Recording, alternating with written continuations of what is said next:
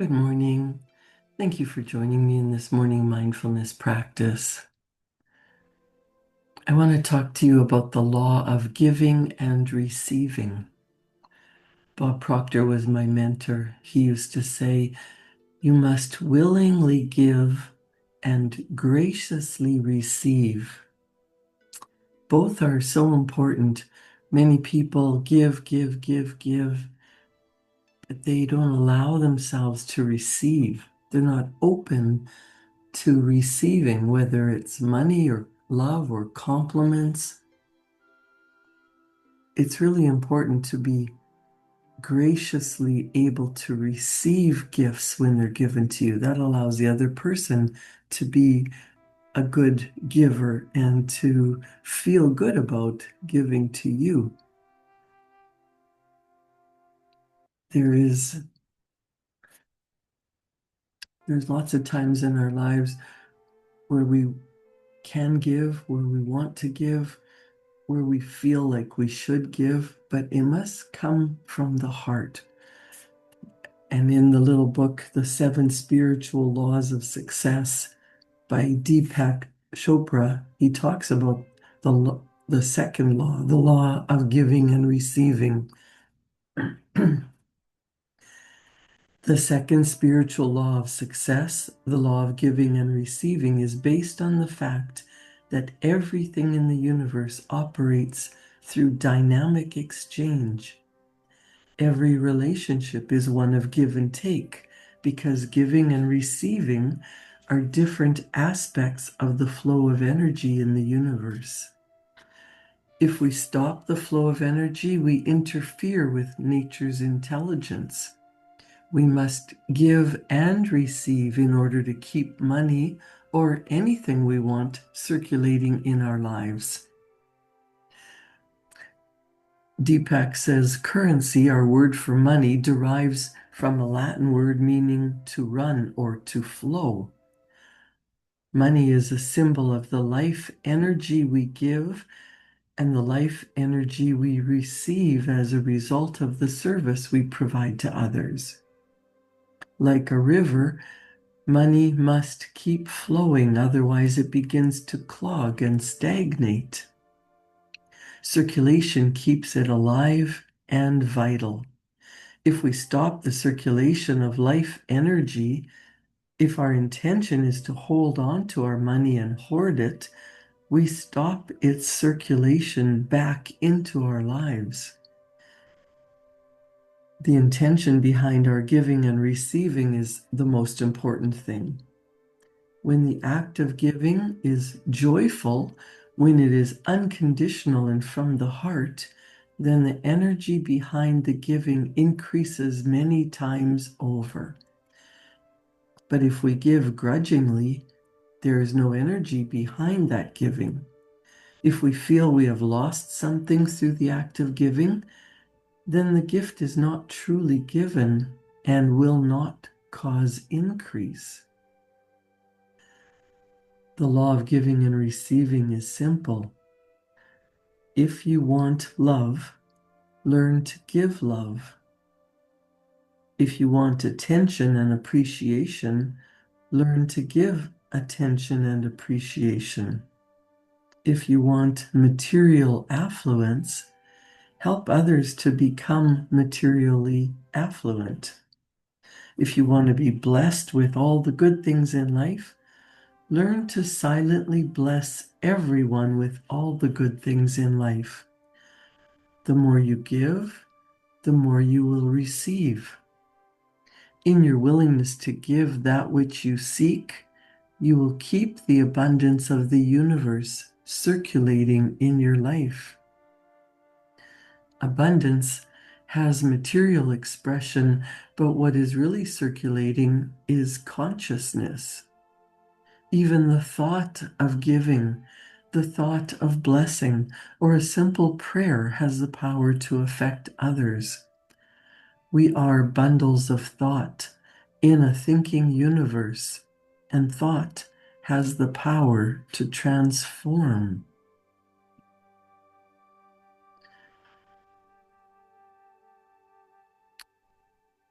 The best way to experience the law of giving and receiving is to give a gift to everyone you come in contact with. This doesn't have to be in the form of material things. The gifts of caring, affection, appreciation, and love are some of the most precious gifts you can give, and they don't cost you anything. Deepak Chopra goes on to say, one of the things I was taught as a child is never to go to anyone's house without bringing a gift. You may say, how can I give to others when I don't have enough myself? You can bring a note that says something about your feelings for the person you're visiting. You can bring a flower, a compliment, or a prayer. That's really interesting in our society.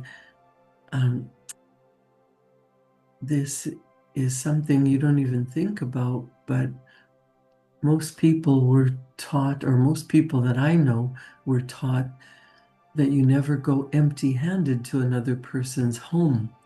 If you're invited for supper, you might take a bouquet of flowers, a bottle of wine, a dessert, a box of chocolates, just something for the host and hostess, something to show your appreciation. Not everyone grew up that way, but if you give a blessing, a note, anything, Deepak says, even a compliment or a prayer. He says, whenever you meet someone, silently send that person a blessing. This kind of silent giving is very powerful. Give wherever you go, and as you give, you will receive. As you receive, the more your ability to give will increase, and the more you'll gain confidence in the miraculous effects of this law. There is nothing you lack because your essential nature is one of pure potentiality and infinite possibilities. You are inherently affluent, no matter how much or how little money you have, because the source of all wealth is the field of pure potentiality that knows how to fill every need. Giving and receiving are none other than the flow of life, the harmonious interaction of all the elements and forces that structure the field of existence. The exchange of energy is a process that has its own timing, its own organization and beauty. Your life unfolds in the same way. Everything that comes to you isn't something you earn, but a gift freely given by the universe, which means it comes from a deep awareness of what you need. Think of all the things that have been freely given to you without your having to ask for them. Just experiencing gratitude allows you to participate in the law of giving and receiving.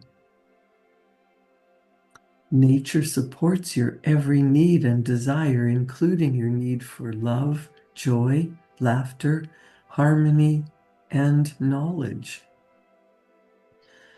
Deepak says, seek these things first, not only for yourself, but for others, and all else will spontaneously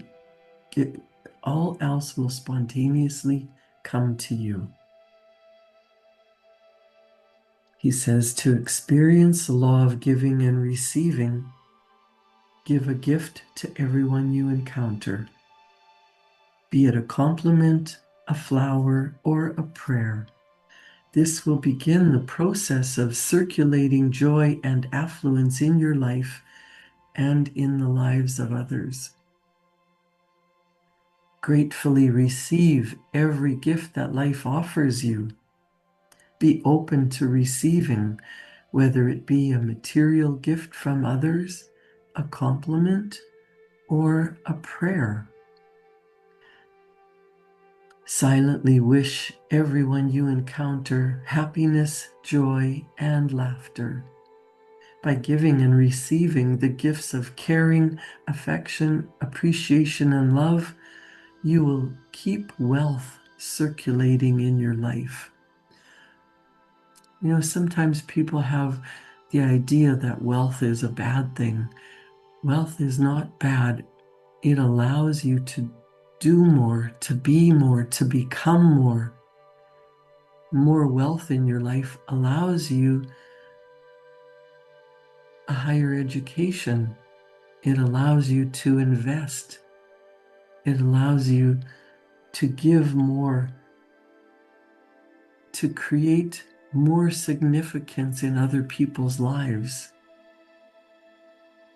I know families who are very wealthy and they willingly give so much to the church that allows the church to maintain the building,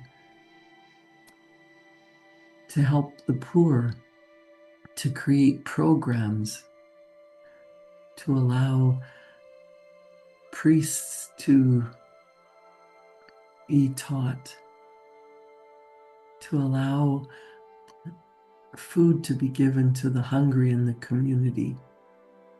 And the people who give the most are the ones that seem to have the most blessings in their life. They have financial wealth, but they also have love and joy, a sense of community. Everything must circulate. Bob Proctor used to say that money must circulate just like water must circulate, or it becomes stagnant. If blood isn't circulating in your body, you're dead. So money must flow just like blood, just like water must flow. Everything has a balance. It must circulate. And giving must be from the heart. It must be because you want to, not because you feel you have to. And it's not because you don't give in order to get. I belong to a business networking international group, and their philosophy, their slogan was givers gain. And when you own a business and you belong to BNI, of course you want to make money, you want to make a living, you want to earn money in order to grow and spend and buy things and thrive in your life rather than just survive. But it's about providing the best service, the best products, giving more value, giving more from the heart than the monetary value that you receive. And in the BNI organization, it is givers gain, meaning you look for ways to help your business partners grow their business, how to promote them. You become like a marketing arm for them. You tell everyone about the people that you know, like, and trust, whether it's putting in a new furnace, buying something from a store, having a carpet or a floor laid or windows installed. It's all about looking after the people in your partnership. And as you promote them, as you look after them, as you tell everyone about their business, they're telling people about you and your business. Givers gain. And Bob Proctor always said that. He said, willingly give and graciously receive. What you do to and for another, you do to and for yourself. Now, I also have the book, My Father Knew the Secret, Growing Up with Bob Proctor, and it was written by Brian Proctor. And Brian Proctor tells some stories from the heart about growing up with Bob Proctor as his father. And he says, "Are you a good giver?" This is a question you would often hear Bob Proctor ask. Brian says, "When I would watch Dad willingly give to people, you could see them struggle to receive his generosity, and he would use that opportunity of awkwardness to point out that to be a good receiver, you must also be a good giver. They are two sides of the same thing." Brian says this would often get me and anyone else who was asked the question thinking, am I a good giver? Do I willingly give my time, energy, resources, and attention? He says giving was a way of life for my father, and he never expected anything from the people he gave to. He said that would be trading. So instead, he would say that good will return when you put good into the universe. And you never know where that good will come from, but it will come. He had an unshakable understanding of this principle. There was a book written by John David Mann and Bob Berg, The Go-Giver. Rumor was that the character in the book, Pinder, was based on Bob Proctor. And Brian says when he read the book, he agreed Pinder could very well be Bob Proctor. Dad spent his life giving the philosophy that givers gain. His example changed many lives. One morning while talking with Dad, I asked him about the concept of giving. This was something that he was so incredibly good at. His response was simple and something that I had heard my entire life. Here is his answer, word for word. Giving is one of the laws of the universe. You've got to willingly give and graciously receive. If you have to think before you give, you are trading, you're not giving.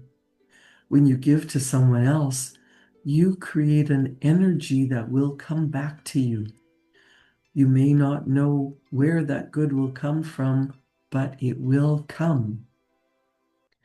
Increase is, without question, the natural urge of life-seeking expression. So when you are honestly attempting to leave everyone with more and better, people will quickly realize that by associating with you, they feel better. And what you are doing to and for others, you are also doing to and for yourself. Loving others is also loving yourself. Brian Proctor says, I have a good idea of why my father was such a good giver. He learned by example from his mother. And I know Bob Proctor used to tell this story often in seminars. When he was a young boy during World War II, there were only a few men around because most were off fighting in the war. Bob Proctor, his sister, and his brother lived with their mother, Brian's grandmother, in a neighborhood in Toronto where money was tight. Most people were just getting by. He says Dad often shared a story about returning home from school one day and telling his mother about a family down the street that had run out of coal and they had no money to buy more. It was the dead of winter in Toronto, and most homes in the 1940s were heated with coal. Running out of coal would be dangerous in those winter temperatures. My grandmother did not know who this family was, but the first thing she did was go to the can on the top of the refrigerator where she kept what little money she had.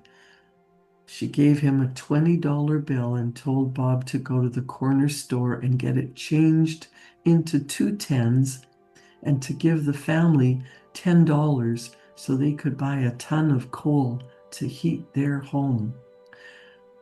She didn't have much money, and that $10 would have done a lot to help feed her own family, yet she was willing to help a family she didn't know. Witnessing this selfless act as a young boy gave Bob Proctor a glimpse of what it means to truly give. That $10 made a real difference for that family. His mother's act touched something inside of him that left an impression that lasted his entire life. That loving generosity is something that came to define Bob Proctor. If you were to ask anyone close to Bob Proctor to describe him, the word generous in one form or another would be used. Bob taught Brian and his siblings to live with a giving heart and to treat others with kindness, not because they are kind-hearted, Brian says, but because I am. You can choose to live this way too. As you think about giving and receiving, I would like to share with you a message that my father sent to my wife Corey in 2014. My father asked Corey to read this note every day when she woke up. You may see yourself in this message. Perhaps his words will help you too. This is what Bob Proctor wrote to Corey Kelly Proctor. Corey, I woke up thinking of you. I was thinking you are a great mother, and then I thought, you approach everything the same way. You make certain all of your responsibilities are done exceptionally well. I also believe you do not permit the universe to properly reward you. You are truly an exceptional woman, Corey, and I would like you to expect wonderful things to come into your life. Expect every aspect of your life to turn out as good as your children. You wanted them to turn out really well, and you expected it to happen. I can tell by the way you speak about your children, but on the occasions when I wanted to give you something, it was obvious that you found it difficult to accept. I would love to see you become more aware of what a truly wonderful person you are and begin to expect the universe to openly reward you. You do willingly give so much, but you do not graciously receive. It's almost as if your thoughts go to, oh no, I don't deserve all that. You are a wonderful person. Know that and expect greater good in your life. These are my thoughts, Corey, and I wanted you to know you are already aware that I'm always right on these hidden matters. And then he gave a smiley face. I imagine you waking up, reading my message, and letting it sink in, causing it to become more aware of your tremendous inner good. Open up to all the good waiting for you. Expect an abundance. You must start to see what is so obvious to me. You must work at altering this paradigm. Take a few minutes each day before you get going. Sit down and do your gratitude at the top of the list. Be grateful for the awareness of the sheer beauty that shines from you. Dwell on that and give thanks for it. Consider this. Are you a good giver? When you give, you will gain by keeping it about your connection to people rather than from a desire to feel good about yourself. As you give, you will see the flow return to you in unexpected ways, and your faith in this natural, lawful process will grow. Brian Proctor says, are you a good receiver? Giving and receiving are companion energies that take turns throughout our lives, and we all get a chance to be on both sides of that exchange. When you graciously receive, it is like a dance choreographed by universal laws. When you cannot graciously receive, you are robbing the giver of the opportunity of giving. Notice how you feel when someone unexpectedly gives to you. Think of a time you have offered support to someone. How did it make you feel? Did you make an authentic heart-to-heart contact? When you feel this connection, you are connecting with the human experience. Just imagine having more of that feeling. There are many ways to give. You can give in countless ways to add value to people's lives. Now, Brian Proctor gives 6 things to consider. Number 1, send thoughts of kindness, compassion, and goodwill to people who need it. Make a phone call. Check in with someone. Smile at everyone you see. Give away things you no longer need. Number 5 is offer a free service to provide for others. And number 6 is volunteer your time for those in need. You can undoubtedly think of many more ways to improve another person's day. Make your own list and pay attention to where you can add value. What legacy do you want to leave? Ultimately, you will be known for something. What do you want that to be? What would you like to do for others? Service towards something beyond ourselves gives our life meaning and brings it into balance. To have true fulfillment, we must continue to grow and be willing to make life about more than just ourselves. What can you do for others today that will open your heart and brighten their day? Create a wonderful day. Thank you for joining me in this morning mindfulness practice. Go out and give from the heart and willingly receive whatever the universe has in store for you today. Thank you. Thank you for joining me in this morning mindfulness practice. I'll see you back here tomorrow morning at 7.